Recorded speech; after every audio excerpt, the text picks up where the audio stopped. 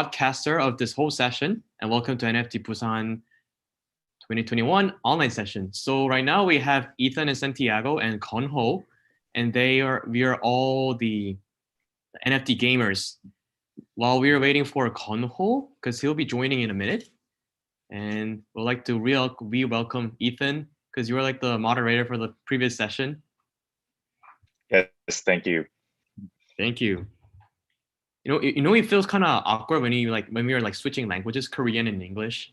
Oh yeah, it does, but sometimes kind of gives you like the feeling of switching like personalities, right? Right, it does. For me too. Yeah. For me, both I speak both English and Korean. 근데 한국말 할 때는 I feel like really like softer, like really, like like the tone is like high pitched, but when I speak English, like it's like medium pitch, medium low. Right. Things like that happen. Like when I speak Japanese, my tone and manner kind of changes. When I speak English, changes as well. When I speak Korean, I speak too fast and stuff. So every time I switch languages, it feels like switching personalities. Yeah, it's funny though. Yeah, and Santiago, if you're on, could you please put your cameras on? Yeah, sure. Give me 1 minute. Thank you. And let me tell you that, guys, you speak perfect English. I don't know if you both are from Korea, but you speak perfect English. Better than me for sure. Thank you. You know what? Thank you. So in offline Busan, we are having the booth sessions, right? And the Star Atlas booth is really popular because like Koreans really already know how big the Star Atlas is going to be pumped up. And I'm sure Ethan's going to explain this more because he's more an expert than me. And yeah, welcome to Busan. Thank you. Oh yeah, actually, before Kunho from Real Cards joined us, I personally wrote a comprehensive review series on Star Atlas myself in Korean for the Korean audiences, and really enjoyed the total structure and the design of the game. So it's really exciting to meet you, Santiago. And I think Kunho finally joined us. Thank you for your words, and it's also exciting to meet you too as well. Yep. Yeah. To give another intro, this is panel session 4, NFT and the future of games, and this session is conducted in English, while the rest of the others are conducted in both Korean and I think like only 3 of them are English, but the rest of them are Korean because like our main audiences are based in Busan and Korea. Yeah, since we have this session ready, I'll like to hand this over to our beloved moderator, Ethan. Thank you. Thank you, Boodle. Okay, hello everyone, and welcome to another session on crypto games. I'm Ethan Lee. Thank you for the introduction, Boodle. Joined by Santiago from Star Atlas, Kunho Kim from Wheel Cards to discuss the NFTs and the future of games. To give you a very brief intro about myself, I'm a partner at 841 Ventures, which is a crypto VC. And before co-founding 841, I worked at Riot Games for about 5.5 years and have done the publishing side of works on products like League of Legends, Legends of Runeterra, and Wild Rift. So that's all about me. Before we dive into the topic, Santiago and Kunho, please give us a brief intro about yourselves and the products that you are working on. Starting with you, Santiago. Okay, thank you. First of all, thank you very much for inviting me. It's really an honor to be here and to be sharing this space with you. So a brief introduction about myself. My name is Santiago. I'm from Argentina. I'm currently based on Buenos Aires. And I have been into crypto full-time since 2019. And I have been a gamer my whole life. I always say I don't remember what's the first game I played. I just feel like I was born playing games. So I feel like I'm in the perfect place for me because of my love for games and also for crypto. So Star Atlas is a next-gen gaming metaverse emerging from the confluence of state-of-the-art blockchain, real-time graphics, multiplayer video game, and decentralized financial technologies. We are using Unreal Engine 5, so we can use real-time graphics compared to cinema-like quality. And we are also using the Solana blockchain to provide us with the blockchain technology for the play-to-earn gaming. Cool. I could totally relate to the part that like you being a gamer for entire life, because I was one of those kind of people as well. Yeah. And Kunho, could you please give us an intro about yourself? Yeah, happy to introduce myself. First of all, thank you very much, everyone, for inviting me to speak here. And I'd want to thank Ethan for moderating and everything. I myself was a gamer too. I actually got injured about 11 years ago in a skiing accident. So since then, I've been in a wheelchair.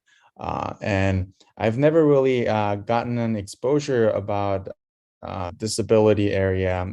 The only memory or recollection that I had about disability or wheelchair was from Pokemon game. You know, in Pokemon game, when you can get paralyzed and you can get unparalyzed by drinking a potion. So that was the only exposure that I had about disabilities. And I've previously worked closely with Ethereum Foundation and also just working in the field a little bit. I realized how much of an impact game has for people growing up and us personally.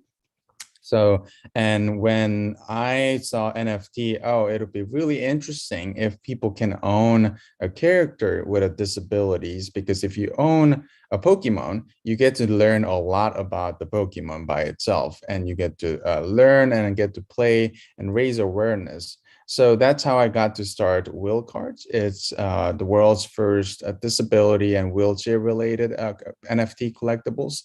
And we're currently making games, Paralympic games, because not many people know about wheelchair sports. So I want to raise awareness about that. So we've partnered with Korea Paralympic Committee and making Paralympics games so people can learn more about it. And hopefully what I want to do is that I want to use NFT and blockchain technology for people to learn more about an area that not many people really get to know. And hopefully this can actually drive social innovations that we haven't seen before. Wow. First of all, so like sorry for your unfortunate accident that happened to you, but the fact that you yourself has come over that and you try to kind of leverage kind of your experience and expand it out into something more great and an idea that is really novel is very intriguing to me. So yeah, thank you for your introduction. And yeah, so I want to kick off this conversation by asking you all why play-to-earn games matter and what values does it give to the players? Because some people do ask, so what the heck is a play-to-earn game, and why should I be interested when there are all these other interesting and awesome games to play out there? So, Kunho, would you enlighten us first? Yeah, I think it's important to have play-to-earn game and also keep the assets to the user, because if you look at it from the game perspective, a lot of users put their time and effort to play the game and to increase, to benefit the ecosystem that they're working on. And if you look at the legacy game of Web2 games, a lot of the assets are not actually held by the user, and the time and effort that I put in for the games actually goes to zero. And for example, if I played MapleStory when I was young for like 5 years, all the assets and all the time that I put on over there, and if I don't really use it anymore, it has become zero. And I think that is not really fair model for everyone who's worked on it. And without the users, the games that we see right now, such as Fortnite or all these games that we play, would not happen here. So I think it's time for the users to share the benefit. And I think we've come to an age where we figured out how to do it. So that's why I think that it's this general progression of games to move towards play to earn and also have ownership in the new games that we're coming to see. Awesome. I absolutely agree with what Kunho said. Real ownership of assets is something that for me is crucial in a game because, as Kunho said, I have spent a lot of time playing games and a lot of money also as well. And this money only gets your time, like it only consumes your time and you get nothing for that. So play to earn enables us to be able to own our for example skins, our assets and everything. And also I have a personal experience. I live in Argentina. So our economy here is not the best in the world, let's say that. Let's just say that.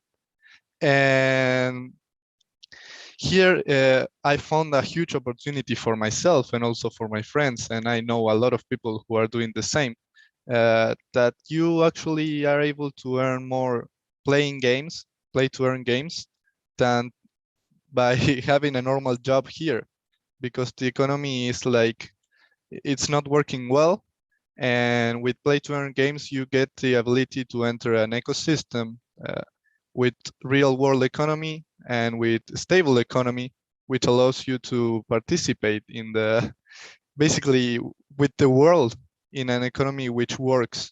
And that's something that here in Argentina, we appreciate a lot because, for example, in my personal experience, I have missed a lot of opportunities, monetary opportunities, and just maybe life-changing in terms of money just for being in Argentina and the system that it has. Cool. Just a question, like on top of my head, what are the some of the most popular play-to-earn games now in Argentina? So we are no doubt Axie right now, like in every part of the world at the moment. But I will really say that the Star Atlas comes second. Here in Argentina, people really love space exploration games.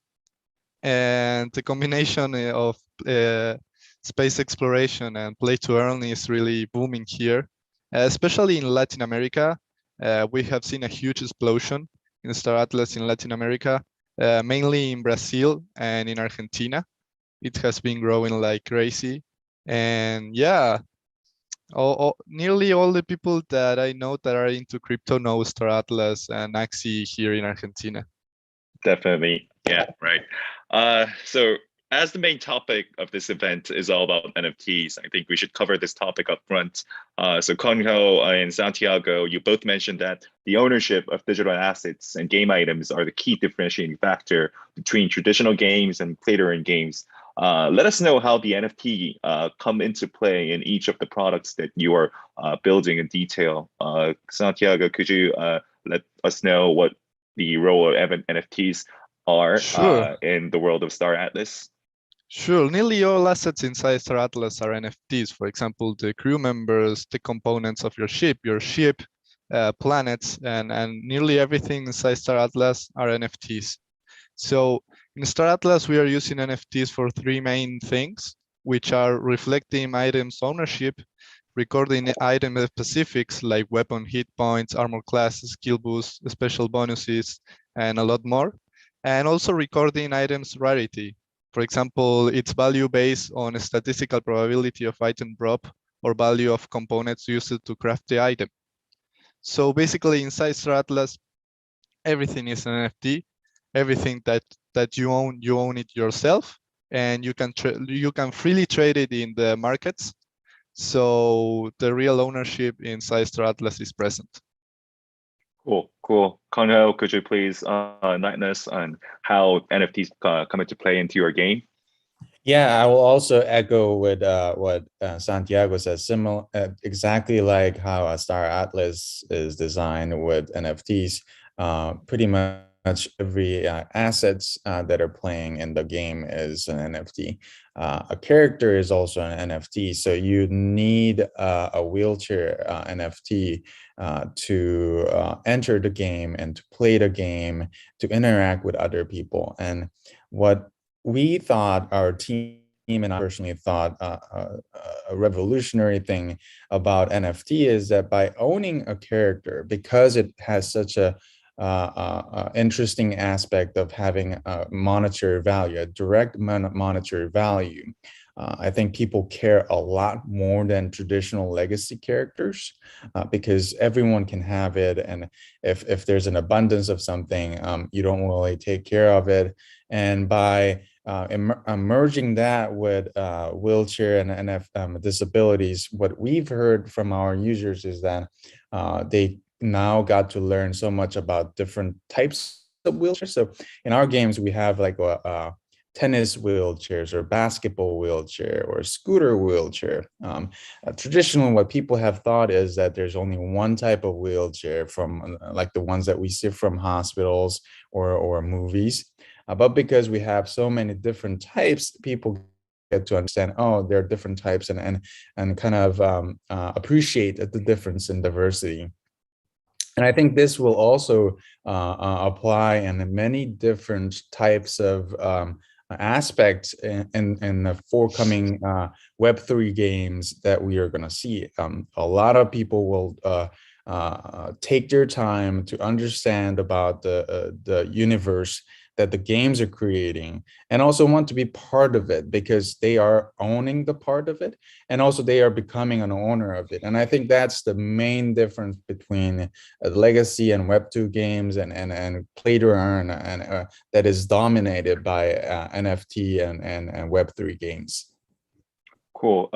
Wow. I personally didn't know those like type of wheelchairs did exist, but now I do, all thanks to you. Yeah, and so because like we have like panels building the most anticipated play-to-earn games, I would like to briefly touch upon the topic of game design aspect of play-to-earn games. So the player progression is a very important aspect, if not the most important one, when it comes to game designs. And as a person coming from the gaming industry myself, and as a lifetime gamer, I've seen so many games suffering from balancing the player progression and the content consumption rate. So if you make the progression relatively too easy, then the content consumption rate just goes up too much. And if too hard, the players just tend to like drop off, like both leading to loss of like player retention overall. And I believe this is more tricky and nuanced for play-to-earn games because the earnings are actually at stake here, and people's intentions and engagement patterns do change drastically when money is at stake. So I want to kind of hear your thoughts on designing the player progression of the play-to-earn games, starting with you, Kunho, maybe. Yeah, I think that's a great point. We personally have a very difficult time actually thinking about that.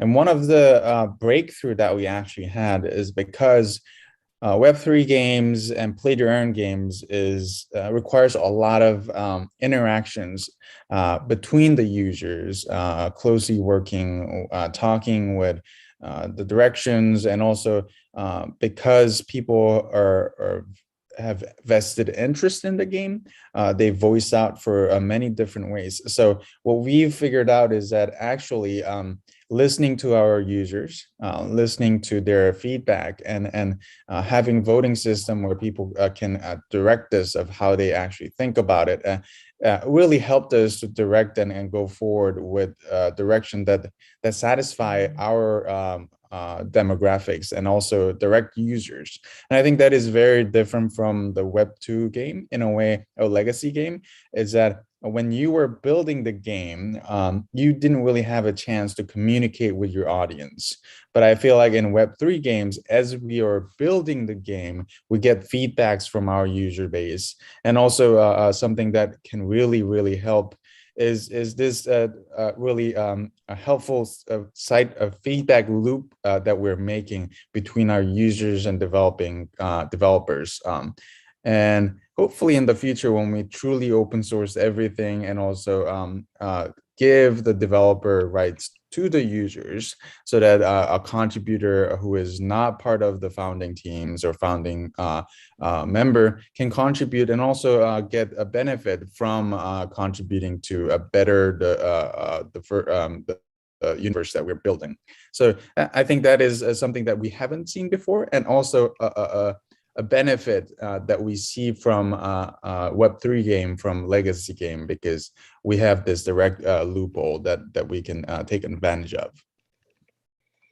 Cool. Awesome. Any ideas from you, Santiago? Yeah, I agree with what Kunho said, and I feel like right now we are setting the basis for MMOs, for example, in Star Atlas in the play-to-earn scene. We haven't seen this before. We haven't seen MMOs in play-to-earns. So far, the games that we are seeing in play-to-earn are more like some are click-to-earn or some are just repetitive. So in Star Atlas, we really want to change this. And we know that there are a lot of MMOs who are involving the repetitive tasks, and these things fatigue the players. And even the most devoted ones will start to feel like they are doing a constant loop. So we don't want that to be felt inside Star Atlas. We really want to, one of our main objectives is to build something that is fun. If we are not building something fun for playing, we are doing something wrong. So that's our vision. And in Star Atlas, we are employing a skill tree approach. So this allows the users to dedicate their time and resources to a certain activity. And this will allow you to unlock perks and bonuses from the skill tree that they can purchase with Atlas, and both individually and collaboratively. So basically in Star Atlas, we don't want players to get bored of doing the same tasks every time. And we have seen this before in the both in the play-to-earn scene and also in the classic gaming scene. And at Star Atlas, I think that with the skill tree approach, we can do something that is really fun and also that you can be earning at the same time. Yeah, I could very, very much agree on the fact that games should be fun and not so much a repetitive like labor ongoing repetitive labor. Yeah. So moving on to the next topic. Another topic I would like to touch on is the integration of community-driven content. And Kunho, you did mention that what makes play-to-earn / Web3 games special is the contribution and cooperation like with the community, right? And I want to build on top of that idea. So like a couple of months ago, we had this big spark within the Twitter space about the Loot project. There were so much support, like speculations and also skepticisms like about the project, but I dare say many would agree to this, to its core idea of community-driven content creation and ownership. So I know for a fact that Star Atlas is definitely open to integrating player-made content, because like you did say it on your white paper. So like, please tell us your general thoughts on this matter, and if possible, share some of the details of your plans as well. Starting with you, Santiago. Yeah, sure. So what we are seeing right now, what we are watching happening in the Star Atlas community, it's absolutely insane. At least for me, I have been in community management for over 5 years, and I haven't seen this level of engagement and this level of people trying to build inside the game when we don't even have the game ready yet. They don't even have something to play. And that is super, I found it crazy at first, and now I feel like this is how it should be done. And the main contributors of Star Atlas are the community members. We have no doubt about that. And they are also helping us to set the basis to what we are doing, because they are building at the same pace, nearly at the same pace that we are building. And this content integration between the community and Star Atlas is already happening. In the future, we really want players to be able to run the metaverse. We want the metaverse to be community run in the long term. First, we are setting the basis, but this integration is already happening, for example, inside the Discord community and also web pages and everything. We see our guilds, our DAOs, we call them DACs, decentralized autonomous corporations, they are super involved inside Star Atlas, and they are planning on building a whole lot of things that are really mind-blowing, because we don't have the game ready yet, and they are also getting ready in their way, and so they are helping a lot to set the basis for what is coming in the next few years.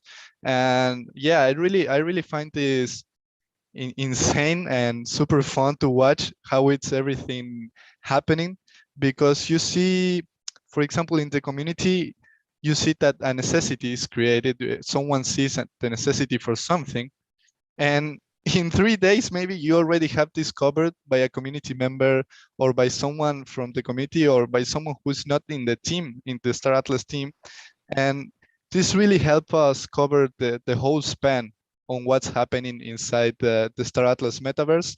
And this comes organically. So I'm really happy to have the community that we have. And yeah, it's super great. And also the Solana community is super helpful. If you are in Solana, you know that how the people treat you and how the community is, but everyone is super helpful. Everyone is looking to build together. Everyone is, if you need something, someone from the community will help you, no doubt about that. So that's the same culture that we are looking to build inside Star Atlas. Yeah, I know the power of Solanians like too very much as well, because I myself is being a Solanian. And moving on to you, Kunho, like what are your plans and what are your thoughts about that on the topic? Yeah, we're planning to have the game truly 100% open source, and also we're already getting people generating their own wheelchair and own type of wheelchair, because I think our NFTs were started as an NFT collectibles. People can put, we have so many different types of like people on top of a wheelchair using the wheelchair, and also different wheelchairs. So we welcome people having their own content, and later on, like how Star Atlas doing, we would have people be able to add on their own NFT so that they can play the game easily with their own NFTs. Cool. So I think we are like driving to the end to this session, but I just wanted to touch upon like the one last topic, which is about the mini game of Star Atlas, which like many of the like Korean audiences and fans would be anticipating. I know that there won't be too much things that you might be able to disclose, but could you kind of just give us a teaser on when the mini game will be playable and what players can expect? Yeah, sure. I'm really used to this question. Yeah, so we are planning to, our targeted date to release the mini game is the 18th of November. So we are really close to the targeted date. We hope that our developers will be able to get that done by then. And so what can you expect from the mini game? Our mini game is called Score. And you can expect our first phase, it will be ship staking and resource management. So you basically will need to manage correctly the resources of the ships who are in staking that are doing missions to maximize the earnings that you will have. So that will be the first part. And then we will be adding more modules to the minigame.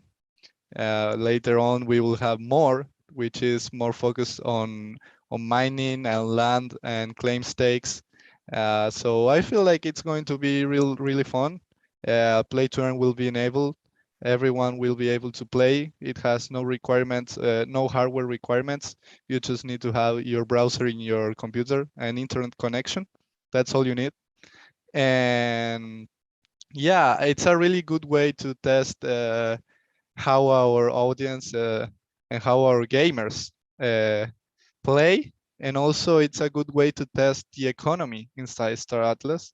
It's a really good way to put that in motion and to see how it will evolve, because as you may know, we are building this economy to be stable for years. We are not here for 1, 2, or 3 years. We are here for the long term. So we know that the economy needs to follow that. and we need to build an economy which lasts 5, 10, 20, 50, or 100 years. So this will be like the first testing of this, and we in Star Atlas are really excited to already launch this. Yeah, I'm excited too. So and last but not least, like Kunho, could you like give us a like kind of a teaser as well on like any of the updates that you will be like showcasing to the players of the wheel cards as well? Yeah, so we're closely working with one of the biggest publishing companies and game publishing companies in Korea. We will be soon releasing a game, so please be excited about it.